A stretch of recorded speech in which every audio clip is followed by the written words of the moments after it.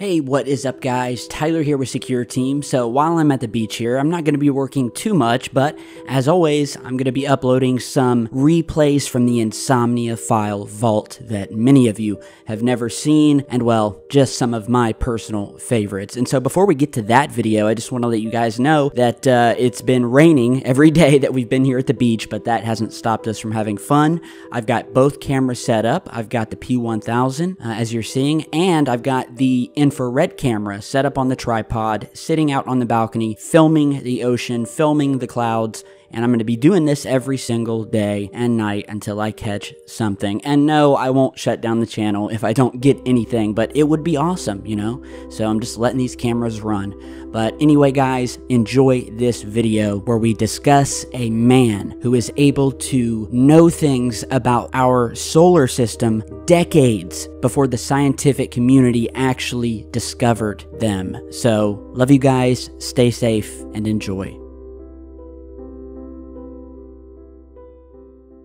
Hey, what's up guys? Tyler here with Secure Team. We want to talk about a very interesting topic.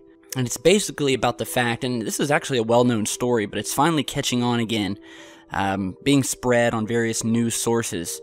And it seems that people are finally taking a good hard look at this for what it was. It was an amazing subject having to do with remote viewing, and the fact that Stanford scientists observed a man basically traveling outside of his body and going into space who was able to accurately detail and describe a ring around Jupiter, which scientists at that time had no idea even existed, until the Voyager 1 spacecraft flew out there and took images of it in 1979. So for any of you guys out there who've never heard of the concept of remote viewing, basically, remote viewing is the practice of seeking impressions about a distant or unseen target using subjective means, in particular, extrasensory perception or sensing with the mind. Typically, a remote viewer is expected to give information about an object, event, or person, or location that is hidden from the physical view and separated by some distance. So basically, these remote viewers who worked with the government in the 70s, very well documented, would sit in a room and would be told to locate certain places. Now, this man particularly, who we are talking about, is a man named Ingo Swann. Now, if you haven't heard of this man and you haven't even read any of his books, get on Amazon and order them or download them to your Kindle, because Ingo Swann is the most recognized and respected remote viewer of all time. And he was the co-creator, along with Russell Targ and Harold Pluthoff, of remote viewing, and specifically the Stargate Project. Now, what was the Stargate Project, you ask? Well, Stargate Project was the code name for a U.S. Army unit established in 1978 at Fort Meade, Maryland, by the Defense Intelligence Agency and SRI International, to investigate the potential for psychic phenomena in military and domestic applications. This primarily involved remote viewing, which again is the purported ability to psychically see events, sites, and objects and gather information from places that are at a great distance from the remote viewer. So basically, this man, Ingo Swann, before NASA had even sent a spacecraft out to Jupiter, before they even knew there was a ring around Jupiter, he remote viewed, went out to Jupiter, and was able to describe this ring down to a T, which obviously shocked the overseers of the experiment and the government. So Ingo Swann was able to accurately view and describe this ring around Jupiter that scientists didn't know existed. And once this happened, Mr. Swann was given the task of remote viewing the moon, specifically the far side of the moon. And remember, this is after the NASA missions, when we know for a fact that the government had photographs of these alien bases and structures on the moon. And so they chose Swann due to the fact that even to other remote viewers around the world, they have the opinion that he is perhaps the best remote viewer in the world that has ever been. And so in an article entitled To the Moon and Back with Love. For the American Chronicle, writer Gary S. Buckham recounts Swan's remote viewing session about the moon, an event reported in Swan's own 1998 self-published work, Penetration. Now, quick note here. As I was talking to you earlier about what books of his to read, you definitely want to read Penetration. You can actually find a free PDF version of this book online in many places. But basically, Penetration, which you're seeing the cover of here, talks about his work as he was at one time a CIA psychic spy, where he describes his experiences within the ultra-secret government agency, and he goes into much detail about his remote viewing of the lunar surface, where mining and manufacturing operations were observed, along with human-looking extraterrestrials. And he goes on in this book to discuss these lunar anomalies that he saw on the moon. And later in the book, he deals with the government's military, science, and media cover-up of UFOs in general, lunar activity, and psychic phenomena, telepathy in particular, that has been covered up. Now, interesting thing to note is that over 20 publishers rejected his manuscript for his book at the time that he was trying to publish it, which in his opinion was due to government intervention. They did not want this information getting out because, again, it's already been proven that Mr. Swan successfully remote viewed things that NASA and scientists had never even known existed until a couple years later. So basically, the government and a man named Axelrod, just Axelrod, who was basically the code name for the man who was in charge of this super secret remote viewing experiment, and was basically Mr. Swan's handler at the time, asked Swan to target moon coordinates, about 10 different locations. But at the time, Mr. Swan did not know that these coordinates were on the moon. He was simply given the coordinates and was not told anything of the fact that these were 10 locations on the moon. And this remote viewing experience would bring him face to face with what he soon realized was an unearthly extraterrestrial experience and presence on the moon.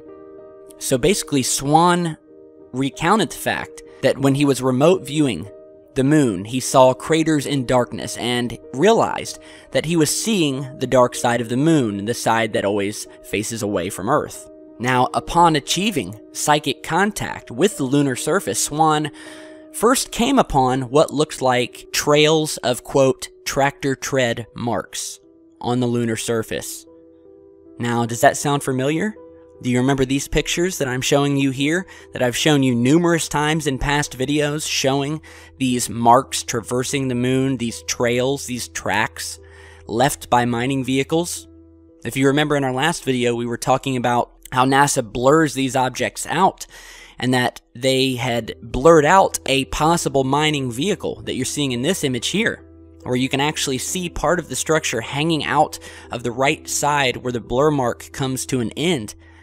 And we've proven without a doubt that these mining vehicles are up there.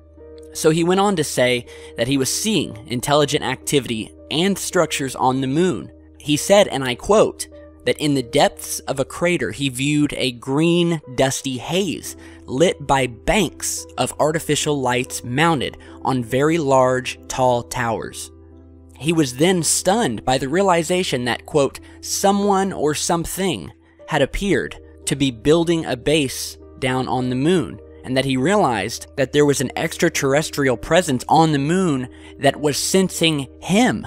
As he remote viewed the lunar surface, it was almost as if he came in contact mentally with an extraterrestrial presence on the moon, and that they knew that he was remote viewing the moon. So basically, Swan figured out that he was being used by the government and by this mysterious Mr. Axelrod, basically for the task of physically spying on these alien moon bases. Because apparently the extraterrestrials had been less than friendly about conventional human curiosity. And it definitely makes you wonder, and we've talked about this before, why have we never been back to the moon? After the Apollo missions ended in the 70s, we have never been back to the moon in all of these years, and don't have any plans in the foreseeable future to be going back. So were we warned off? We've already documented that the astronauts had seen craft and UFOs on the moon during their moon walks.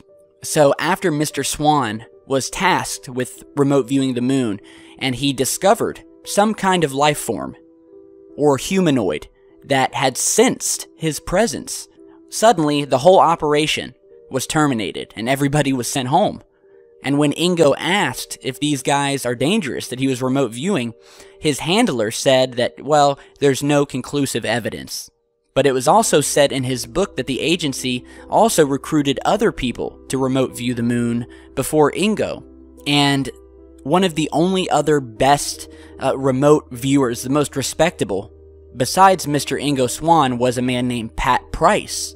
And unfortunately, Mr. Price died suddenly and rather painfully in 1975. And apparently Mr. Price was very interested in the UFO and alien phenomenon happening on the moon and in general. And some think that his death had a correlation to what Mr. Swan was tasked in doing. So again, it's all very interesting. And what Mr. Swan has said, and again, he states a lot of it in his book Penetration, has been correlated with the evidence that we've posted on this channel about alien activity happening on the moon. We have shown you the bases. We have shown you the towers. We have shown you objects flying on the moon in official NASA video, film footage, not just still images, flying down into craters, making extreme right-hand turns that only an anti-gravity craft could do. And we've shown you NASA's blatant airbrushing out and blurring of these structures on the moon. So, it's all very interesting. We will post some links down in the video description. There's actually a PDF that you can read online, published by the Stanford Institute about the remote viewing program. And yeah, we will let you read up on that. Definitely read the book, and definitely dive into this thing that we call remote viewing, because there are people out there who have done it. They have seen things, and they have corroborated quite successfully the evidence that we've spoken about on this channel, Ingo Swan being one of the most respected. And it's all very shocking, because again, he saw these things on the moon, and he described things that were around a planet that scientists of Earth had no idea existed until they sent a spacecraft there to observe it. So let me know what you guys think. Check out the book. Be sure to share, like, and subscribe. And stick around, because we've got a lot more coming, working on more videos right now. And we will post updates to when our next video will be up on Facebook and Twitter. So be sure to follow me there. And yeah, thanks for watching, and stay safe.